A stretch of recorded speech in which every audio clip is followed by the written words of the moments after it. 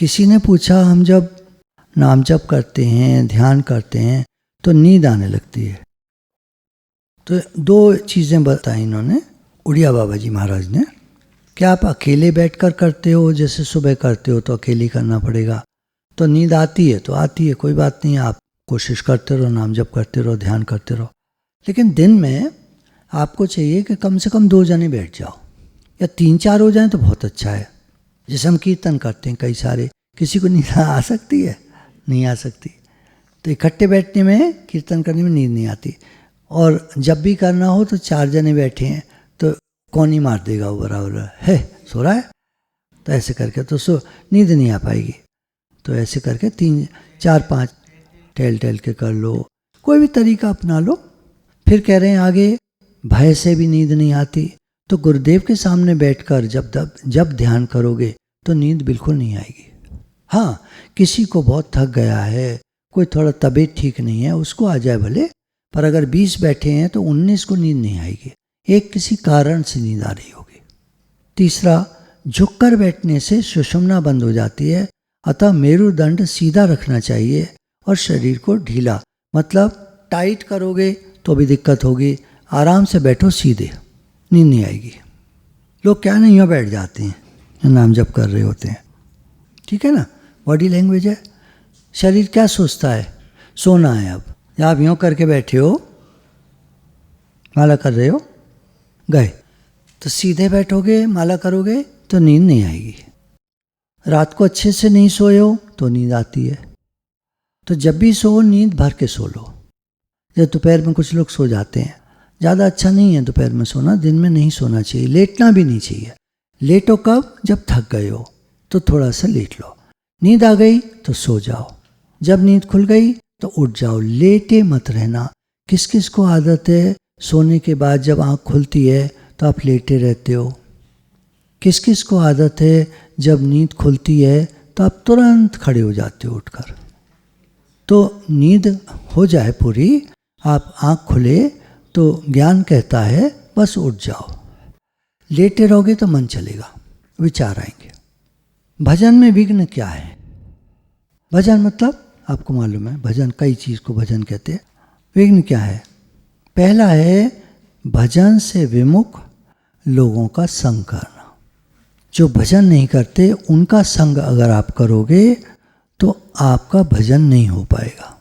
गुरुजी अक्सर मुझसे कहते हैं, तुम्हारे यहाँ साधक सब कायदे के होने चाहिए जो भजन करते हों, जो भजन न करते हों उन्हें हटा दो वहाँ से। उन्हें कह दो आप घर जाओ, घर पे रहो अपना, क्योंकि यहाँ मन तो लग नहीं रहा आपका भजन में।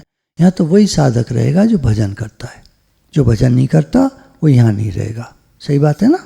गुरुजी का भी खर्चा करा रहा है, समय भी ले रहा है, एनर्जी भी ले रहा है, भजन नहीं कर रहा, संगत का भी पैसा खा रहा है, वो तो ऋणी हो जाएगा कितने सारे लोगों का। अगर भजन कर रहे हैं तो ऋण से छूट जाएंगे, सीधी बात है। दूसरा भजन में विघ्न क्या है? अधिक बोलना। जब हम ज़्यादा बोलते हैं ना तो भजन नहीं हो पाता। आप ध्यान देना, अगर आपको लगता है कि हमारा उतना भजन नहीं हो पाता जितना हम चाहते हैं तो विघ्न ढूंढो, बाधा क्या है, क्यों नहीं हो पा रहा? तो इन्होंने एक तो ये कहा कि नींद आ जाती होगी, तो गड़बड़ हो गई। नींद ना आए उसके लिए बातें बताई। दूसरा, जो लोग भजन नहीं करते उनका संग नहीं करना चाहिए। उनका संग करोगे तो तुम्हारा भी भजन नहीं होगा। फिर ज़्यादा बोलोगे तो भजन नहीं होगा, ध्यान ज़्यादा बोलने में जाएगा, बाहर की चीज़ों में जाएगा। ज़्यादा मोबाइल देखोगे भजन नहीं होगा, ज़्यादा टीवी देखोगे भजन नहीं होगा। टीवी देखो, हमने अभी टीवी चलाया आपके सामने, चलाया, क्या चलाया? भजन। आप टीवी चलाओ, भजन चला दो, उसमें पूरा घर सुनेगा। कोई आए बच्चा चेंज कर दे वो और बात है, कोई बात नहीं, थोड़ी देर बाद आप फिर आओ, थोड़ी देर देख लें दो उसको। नहीं नहीं क्या कर रहा है? अब यही गलती करते हैं घर के बड़े जो होते हैं, गलती करते हैं। थोड़ी देर उसको देख लेने दो, फिर आओ बेटा लाओ अब हमें देखना है, तुम साइड में बैठ जाओ, अब हम देखेंगे। आप भजन पे कर दो वापस, आप भजन देखो। फिर बच्चा चीखेगा, चिल्लाएगा, रोएगा, वो तो होता ही है, हर घर में होता है।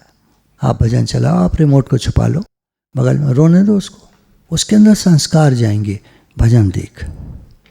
सत्संग में देखिए छोटे छोटे बच्चे आते हैं यहाँ पर संडे में, छोटे बड़े सब तरह के आते हैं, बच्चे आते हैं, चुपचाप बैठ के सत्संग सुनते हैं। ये संस्कार है, बचपन से पढ़ गए, माता पिता ले आए, वो बैठे रहते हैं। माताएं हैं, जब बच्चा होता है पेट में तो नाम जप करती हैं, तो बच्चा उसी प्रकार के संस्कार का पैदा होता है। पता है ना, कल जीव तो अनंत हैं ब्रह्मांड में, भगवान ऐसे करते हैं, धरती पे छोड़ देते हैं, सब माँओं के पेट में चले जाते हैं, और जब पैदा होते हैं उसके बाद अगर वो भगवान का काम नहीं करते, अपना कर्तव्य कर्म पूरा नहीं करते, भगवान को याद नहीं करते, भजन नहीं करते, सत्संग नहीं करते, तो नरकों में चले जाते हैं। तो इतना उनको कोसती है प्रकृति कि तुमको एक मौका मिला था, तुमने गंवा दिया, अब जाओ नरकों में।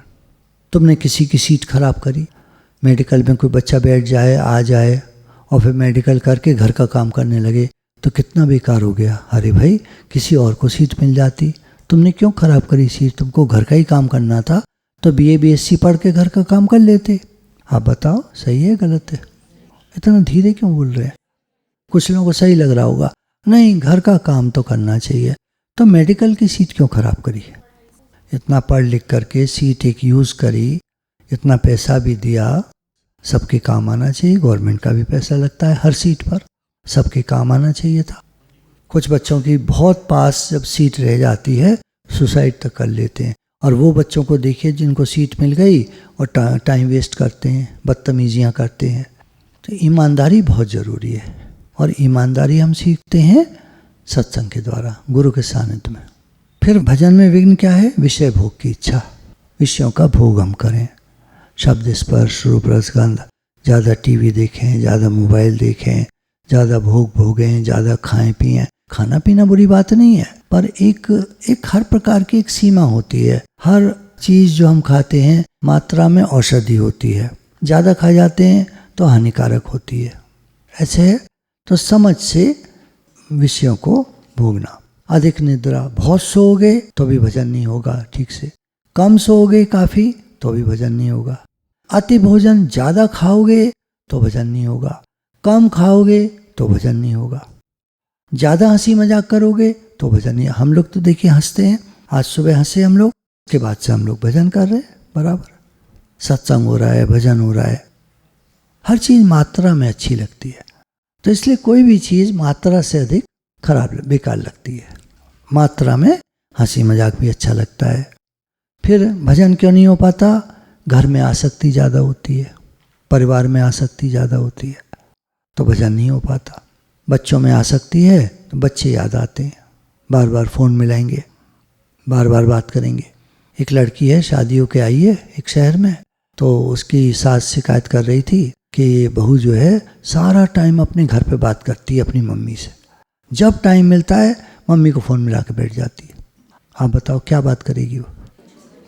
भाई इस समय उसके पास क्या बात है? ये घर में रह रही है तो यहाँ के लोगों की बात करेगी, बुराइयाँ करेगी। फिर क्रोध करने से भजन में मन नहीं लगता। ज़्यादा क्रोध, अगर देखो एक मात्रा में टीचर क्रोध करती है बच्चे के हित के लिए, ऐसे गुरु भी क्रोध करते हैं हमारे हित के लिए, एक मात्रा में। ज़्यादा क्रोध कोई भी करेगा तो उसका भजन में मन नहीं लगेगा। हिंसा, अगर कोई हिंसा करता है तो भजन में मन नहीं लगेगा, क्योंकि हिंसा जो होती है वो हमारे पुण्यों को खा जाती है। ज़्यादा हिंसा, एक तो होता है सही रूप में हिंसा, जैसे भगवान ने अर्जुन से कहा, हे अर्जुन इन कौरवों को मार, क्योंकि आतताई हैं। आतताई को मारने में कोई हिंसा नहीं होती, मार देना चाहिए। लेकिन ऐसे ही मारता फिरे, जैसे मूवीज़ में दिखाते हैं, वो बेचारे निरपराध लोगों को मारते रहते हैं, वो बदमाश गुंडे, लाओ इनकी ज़मीन हड़प लो, निरे लोगों को मार काट देते हैं, ज़मीन अपनी कर लेते हैं। तो ये है हिंसा। काम विकार मन में आ जाए तो भजन मन नहीं लगेगा। कोई निंदा कर दे और हमारे मन को टच कर जाए, किसी ने हमारी निंदा कर दी, हमारे मन को टच कर गई, अब भजन में मन नहीं लगेगा। अब तो वो निंदा वाली बातें याद आती रहेंगी, उसने हमारी निंदा करी, हमारे बारे में ऐसे कहा, वो याद आता रहेगा। दूसरा, स्वयं दूसरों की निंदा करना। अगर हम निंदा करते हैं लोगों की, भजन में मन नहीं लगेगा। निंदा में दिमाग, मन में ना वही बातें याद आती रहेंगी। फिर आलस से जिसको ज़्यादा आता है उसका मन नहीं लगता। ज़्यादा शौकीन नहीं होती है किसी के जीवन में, ज़्यादा ही शौक होते हैं तरह तरह के, भजन मन नहीं लगता। प्रसिद्धि की इच्छा, मेरी प्रसिद्धि हो, मुझे लोग जाने, मन नहीं लगेगा। मन उधर ही जाएगा, लोग मेरी तारीफ़ करें, मान बढ़ाई, लोग मेरा सम्मान करें, हार फूल माला चढ़ाएं, पद पर बिठाएं, बढ़िया कुर्सी दें, मुझे हेड वाली कुर्सी पे बिठाया जाए, साधारण कुर्सी पे मुझे बिठा दिया, मेरी तौहीन कर दी, अपमान कर दिया, इंसल्ट कर दी, भाई उधर बिठाना चाहिए था मुझे। भजन में मन कैसे लगेगा? गुरुपन हो जाना, कुछ लोग अपने को गुरु समझने लगते हैं। सत्संग करने भेज दो ना कहीं, तो जब लौट के आते हैं तो एकदम तने हुए होते हैं। वैसे तो ठीक बैठते हैं यहाँ पे, सत्संग करने जिस दिन भेज दो, जब वो लौट के आते हैं ना अनुभव बताने, अरे भाई साहब उनका वो देखिए बॉडी लैंग्वेज, उस दिन उनका भजन में मन नहीं लगता बिल्कुल, अगले दिन भी कम ही लगता होगा। मेरा ऐसा समझना है, 2-4 दिन निकल जाते होंगे, हमारी वहाँ अम्मा गए थे, हमारी बड़ी तारीफ हुई, साहब हमने बड़ा बढ़िया सत्संग करा। पर दोष चिंतन, दूसरों के दोषों का चिंतन, फलाना ऐसा, फलानी ऐसी, वो ऐसा, वो ऐसा, भजन मन कैसे लगेगा? दिखावा करना, किसी भी बात का दिखावा, तो दिखावटी होने से भजन मन नहीं लगता। आवश्यकताओं को बढ़ा लेना, ये भी हो, वो भी हो, ये भी हो, वो भी हो, भजन मन कैसे लगेगा? हाँ, बहुत रजोगुण में हो तो मन नहीं लगता भजन में। तो देखिए 20 पॉइंट यहाँ लिखे हुए हैं और 1-2 और मैंने बताए। 50 चीज़ें हैं भजन में मन नहीं लगता। बारीकियाँ हैं ना, हम तो कभी सोचते भी नहीं ऐसे। तो इस सुनने से क्या होता है, सुनने से फ़ायदा होता है कि जब भी हमारे मन में कोई इस तरह की बात आती है तो हम कहते हैं अरे हटाओ, अरे हटाओ, ये सब नहीं, हमें तो भजन करना है। ये सब करोगे तो भजन में मन नहीं लगेगा। भगवान को निवेदन करके जो वस्तु खाते हैं उसे प्रसाद कहते हैं। ब्रजवासियों का तो टुकड़ा ही महाप्रसाद होता है। एक बार हम 84 कोस की यात्रा पर गए थे, तो वहाँ रास्ते में एक हमारे साथ जो बाबा जी थे तो बोले कि आपको ब्रजवासियों का टुक खिलाते हैं। तो एक घर में गए, माता जी कुछ देना, तो कभी जाते होंगे वो बता देते होंगे, हमारे साथ जब यात्री आते हैं तो बता दिया होगा। तो 8-10 रोटी उनके थोड़ी मोटी मोटी वाली दे दी उन्होंने। तो हम शायद 15 लोग थे, सबको उन्होंने चौथाई रोटी जितनी आई हिस्से में और मट्ठा दिया पीने को। तो ब्रज में जाओ तो उनका तो कह रहे हैं टुकड़ा ही महाप्रसाद होता है। वो तो हर समय भगवान की याद में रहते हैं, हर घर में मंदिर होता है।